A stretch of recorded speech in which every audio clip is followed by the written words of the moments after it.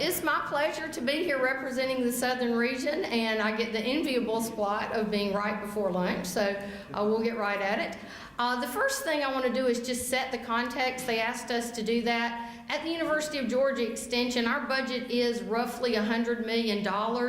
We've got 315 agents as of September. That's broken down about 150 A&R agents, about 120 4-H agents, 50 fax agents, and we have 159 counties. So our founding fathers kind of cursed us in that way. We've got about 100 EFTs of specialist appointment in Extension. That's spread out about around 140 people.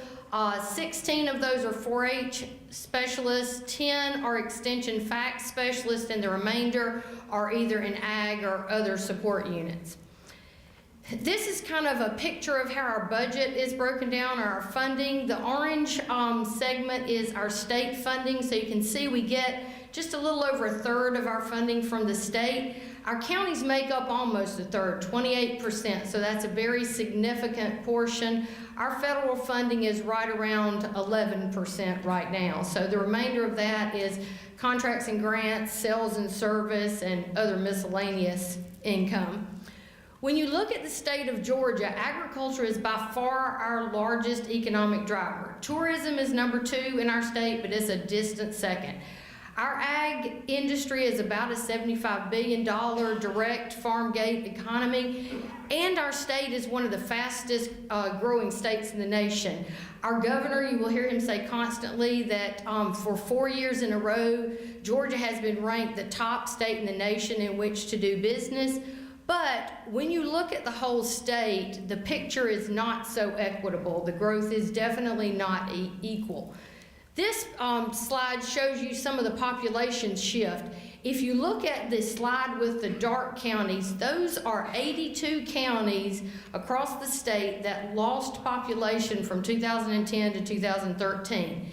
And the interesting thing is only 5 counties or 6 counties in the state increased population. So the growth was basically in the Atlanta area or the metro area, and that has really grown to a group of about 8 or 10 counties rather than just 5 counties. And then the other county on the coast is Savannah, which is Chatham County. So our growth is certainly not consistent across the state. So for many years in our state, we've been having this conversation about the 2 Georgias. So for us in Extension and in the College of Ag and Environmental Sciences, we really struggle with how do we serve production agriculture, which is the backbone of our economy and the driver of our economy, but also serve that growing urban and suburban population. So I know that this is definitely a challenge a lot of us face. At the end of last year, there was an editorial published that said there's trouble in God's country. And what Mr. Hazlett did is he took Gwinnett County, which is one of the metro Atlanta counties, and he compared it to 56 counties in South Georgia, which are pretty much rural counties, excluding the coastal counties. And basically what he said is the population is similar in these 2. The income is roughly similar, but then when you look at the social ills, the drain on the state, the health care cost, all of the things associated with a prosperous economy, they really don't look very good in those rural counties. So me being a half-full kind of girl, the very first thing I did was go add up the farm gate value in those 56 counties. So when you compare the farm gate value in those rural counties to Gwinnett County, basically Gwinnett County's not going to eat if those other counties don't prosper and thrive. So when you look at that economic contribution, you're talking about over $6 billion versus $31 million. And then when you add the other economic factors in, you're talking $18 billion versus $1 million. Also, the majority of the jobs in those rural counties are ag related. So if you took ag out of those counties, there's nothing left. So for us, the challenge is how do we continue to serve that traditional clientele and keep that sector of our state healthy and thriving, but also be transformational enough to serve the masses and serve all of the citizens of Georgia. So in my opinion, I say over and over, we cannot slow down on ag innovations, research, and discoveries. We've got to keep pushing ahead on that side. We have got to solve the problems that are facing our ag producers today and keep them in business so we still have an economy in Georgia to build from. But we've got to do a better job of articulating this relevance to the rest of the citizens of Georgia. Why does it matter that those 56 counties are prosperous and thriving? And another thing is we need to do a better job of speaking the language of non-ag citizens. We talked about PR many times during this meeting already.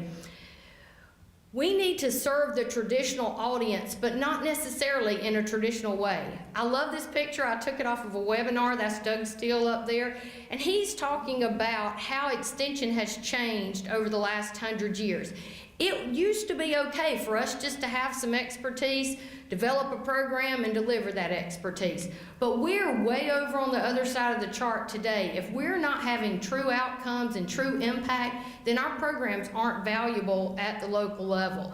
So even those traditional programs that we're delivering, the bar is higher. We are calling on our people to have a higher level of scholarship, a higher level of expertise. So it drives me crazy when someone says, well, that wasn't my job 20 years ago. No, it wasn't, because that's not what extension was. You know, extension is very different today. So we have to be relevant in urban areas and suburban areas. Now, it doesn't take a rocket scientist to figure out that 4-H and facts are crucial all over the state. We need to be there. Ag is too, but it might look different in an urban county that it does, and it doesn't have to look the same. That's the value of extension. You deliver programming that meets the needs of the clients where they are. So things like school and community gardens, local food, water quality and quantity, those are the things we need to be focusing on. Our local governments in Georgia are our largest partner. They're almost a third of our budget. So we not only have to be relevant in those counties, but we've got to be valued. We've got to make it a priority for those local governments to vote to invest in our programs. Counties, with 159 counties, you can imagine what kind of financial pressures those really small counties are under. They have to make really hard choices, and if we aren't an excellent value for their investment, then they're going to have to put their money somewhere else. So one of the things we did in the last 3 years, I've been in this job almost 3 years, and you might can tell from talking to me, I come from a very rural background. I am not an urban expert, but I'm fast becoming one. So for years, I had these conversations with my colleagues, you know, how do we reach the population? How do we deliver urban programs? How do we change? So, you know, when you're sitting around and you say, if I ever get in charge, I'll do this. So once I became the director of extension, we started focusing on our urban programs immediately. We lifted up those urban programs. We empowered that urban district director to start doing some things differently. We created an urban coordinator position. This was just someone that would be downtown in Atlanta and go to all the meetings, get to know all the organizations, and just be the conduit to the resources of extension. Another thing I saw is that all over our college we had activities going on related to school and community gardens, but they were duplicating efforts right and left because they weren't communicating with each other.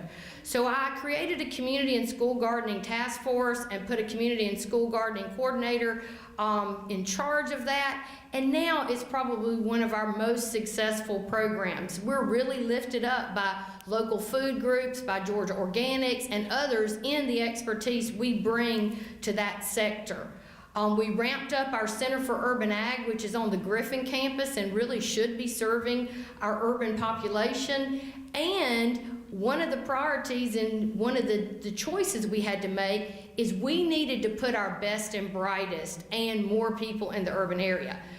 That had traditionally not been the case. Traditionally the case is the best and brightest go to the big ag counties. So, you know, I had to explain the reasoning because there's an inherent push and pull there, and, you know, some of people won't be happy with this decision. We hosted the National Urban Extension Conference in 2015, and this was a real defining moment in our urban programs in Georgia. Our urban agents got together and worked for this common goal, and they really wanted to shine at this program. So if you aren't real active in Newell, that's something that I think really is great. We also started building partnerships, Atlanta Community Food Bank, several of the urban farms. We worked as hard as we could there. Now, we have hired a whole lot of new agents in the last 3 years.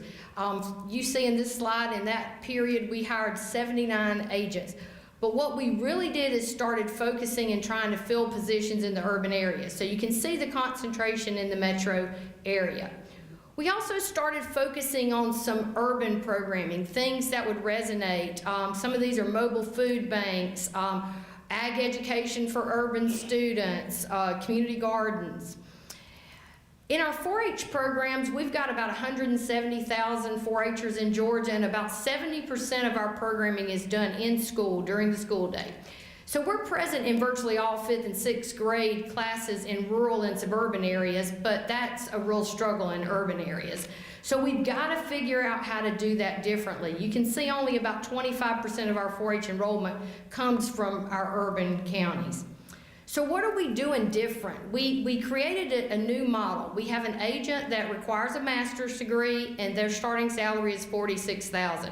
We created an educator position that requires a bachelor's, and the starting salary is $28,000. And then we have your traditional program assistant or paraprofessional and volunteer. If we're really going to be relevant in urban areas, we're going to have to figure out how to use these volunteers. Some of the other things we're working on to try to reach more contacts in the urban areas is partnering with the public schools to use Title I funds to hire program assistants that will be trained by our 4-H agents to deliver 4-H programming in schools. We're partnering with nonprofits. A great example of that is the Atlanta History Center in urban Atlanta has co-funded an agent, and we now have an office in the Atlanta History Center. We're also working with rec departments and a lot of other types of entities. So, how do I know that we're making progress in even a short period of time? Well, the fact that anyone even thought about asking Georgia to be a part of a panel like this, I think, is a really good indication. 5 years ago, the only thing they would have said is, man, Georgia does not know how to reach an urban audience. So we're working really hard to turn that around. We've also received a lot of grant funding for our program. We've gotten almost $500,000 in the last 2.5 years right in the urban area for our urban program, so we're excited about that. Now, this is a real big challenge we have. 1/3 of our agents have 5 years experience or less.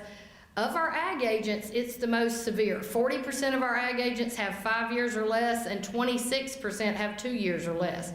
We also have a big hump, particularly in ag and facs, that are very close to retirement. So we've got this mass of new people that really need a lot of mentoring and training, and there aren't a lot of people to mentor and train them. So what are we doing about this? We're really ramping up our training program. I loved the session yesterday. But the bottom line is research shows that a supportive local environment is one of the greatest indicators of job satisfaction, and we have got to make our county offices more supportive for our new employees. So in closing, I think there is no silver bullet. I say constantly, we've got to work to have excellent programs everywhere. If we aren't doing excellent work, we got to back it up to a point where we can do excellent work, because mediocre programs don't help anybody. We've got to focus where we can be really good. We've got to be collaborative and innovative. We've got to respond to the local needs. That is so crucial. We've got to build relationships, work with different partners that we haven't worked with before, and we've got to think differently. That's really hard. The dean that hired me made a comment to Extension one day, and he said, you know, for a really progressive group of individuals, as an organization, you're really slow to change. Man, that resonated with me. So I spent a lot of time thinking about that. You know, how can we be traditional and transformational? So thank you for the opportunity to speak with you today.